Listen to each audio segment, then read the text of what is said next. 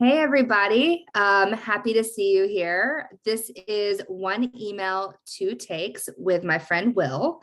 Again, if you didn't listen to our first video from last week, my name is Christina Finseth.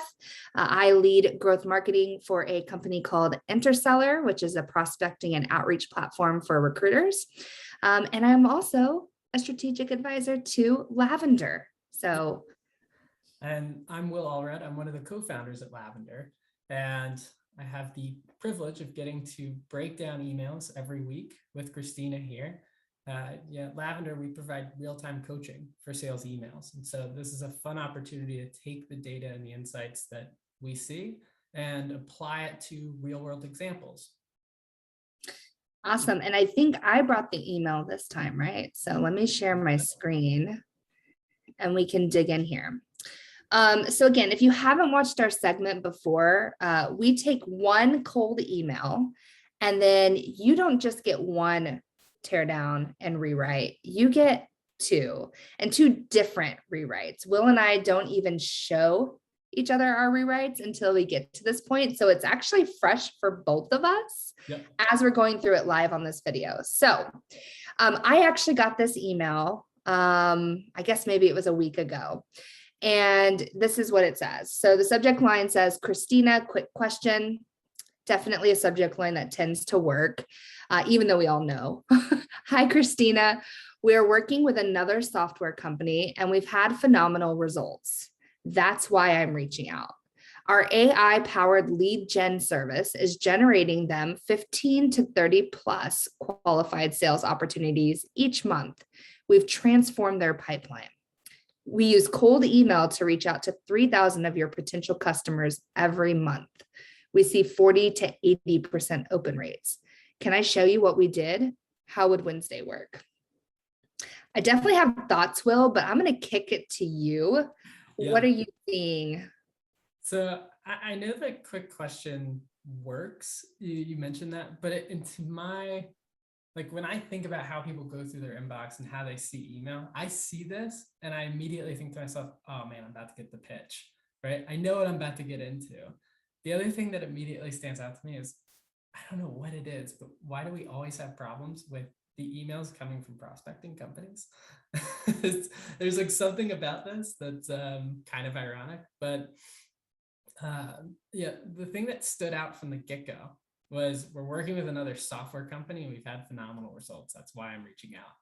Yeah, if they did any bit of research, if they had taken the time to even try, they would know right out of the gate that you do a lot of cold outbound and you have a bit of expertise around it. And so it seems like there's like really good opportunity to show them that you know them and like do a little bit extra on the front end. It's also very them centric. They didn't introduce a pain point. They just kind of went straight into like, here's what we do. Good luck trying to figure out how it applies to you, but like, I think this will be worth your time. So some things that immediately like shot out. Yeah, same here. It's pretty generic. You're right about the subject line. And yeah, we're working with another software company. Oh my goodness, there's millions of software companies out there. So it's not really, it doesn't really have this specificity. I always say that wrong. Whatever. Anyway, you guys are following. It doesn't have that specificness that I'm looking for when I see somebody using that. And then when we talk about results, and yeah, I know cold email, so that would have been, something to easily research, but like open rates are really not where it's at. So for me, I'm like, oh, great. 40 to 80% open rates. That's a big gap first and foremost. And it's really not an indicator of results. Same thing with 15. Yeah, big vanity metric. I'm like, wait, well, let's talk about like exactly what we're seeing and not 15 to 30 plus qualified sales opportunities each month. I want to know booked meetings. What do reply rates look like? If you're going to hit me with that, hit me with some stats that matter, right? The call to action isn't horrible, right? But yeah, those are my thoughts too. It's like you could have researched me pretty quickly. Yeah, I actually kind of appreciate that. Can I show you what we did? It's Yeah.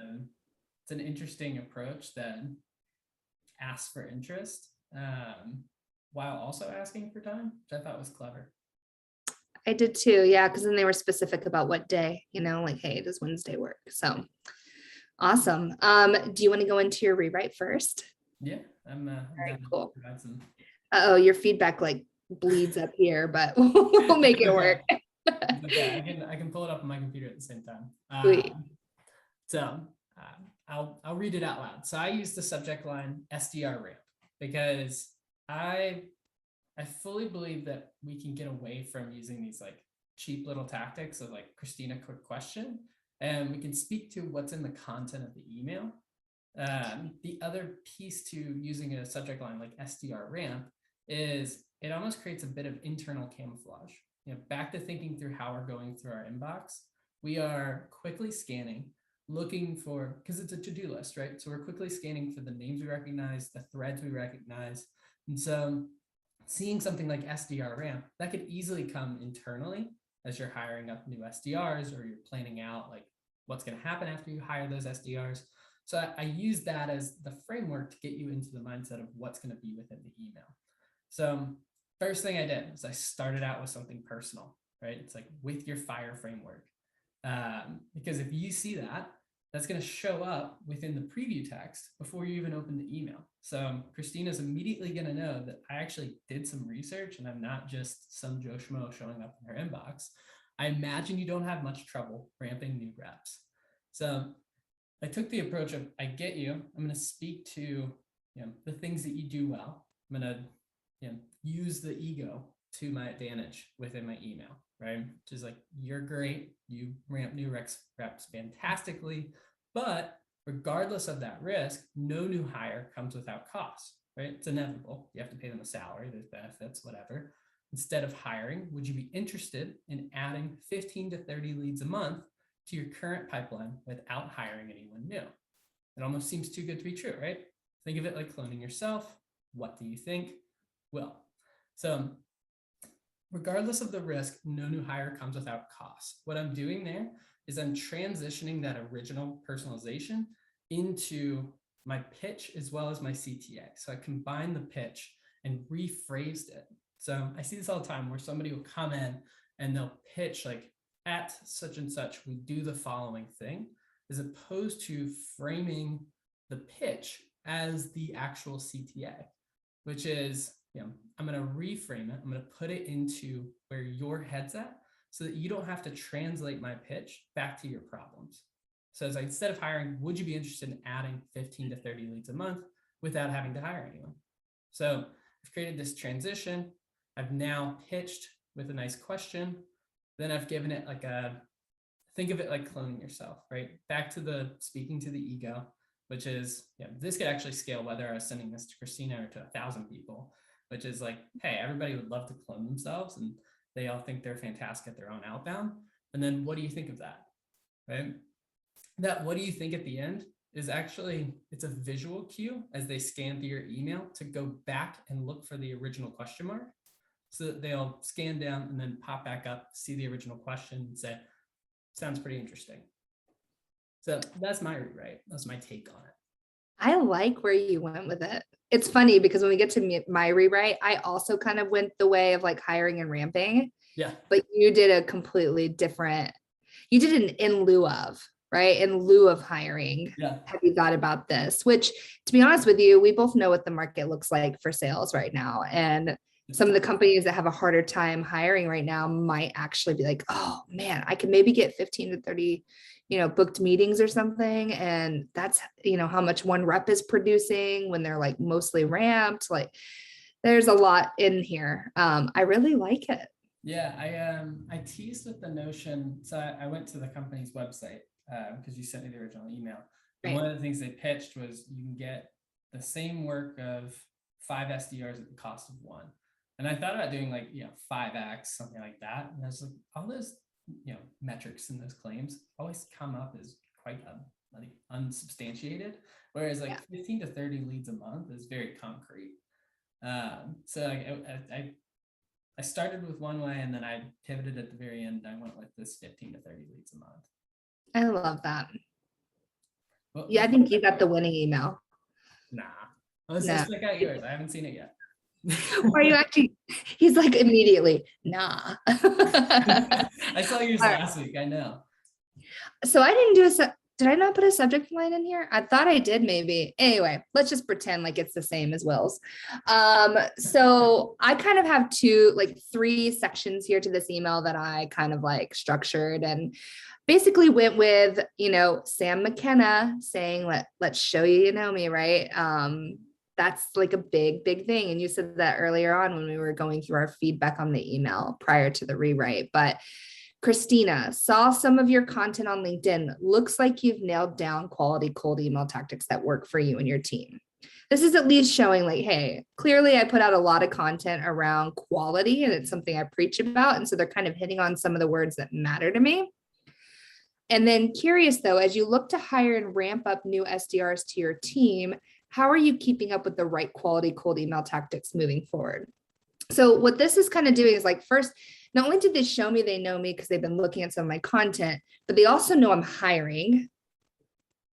And with hiring and ramping comes a little bit of slowness in potential outcomes, right? Because we're trying to get people up to speed. So I'm kind of trying to play on that, like, hey, how are you going to keep those tactics kind of moving forward as you're ramping those people up and hiring, right? And then my call to action is pretty simple. I kind of try to not think too much into this one, but open to seeing how we can help you generate 15 to 30 plus additional booked meetings monthly.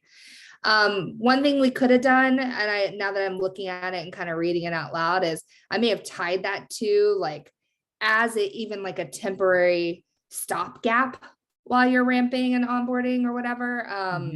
Maybe we can generate, right? So it's more, I'm kind of positioning it as more of like a temporary to help weather where my attention is going to be focused, right? So that's kind of how I positioned it with this email. You should add that. There are no rules here. We can add that. Yeah, make it easy, right? So you could say, or as you ramp those new SDRs, open to seeing how we can, all right.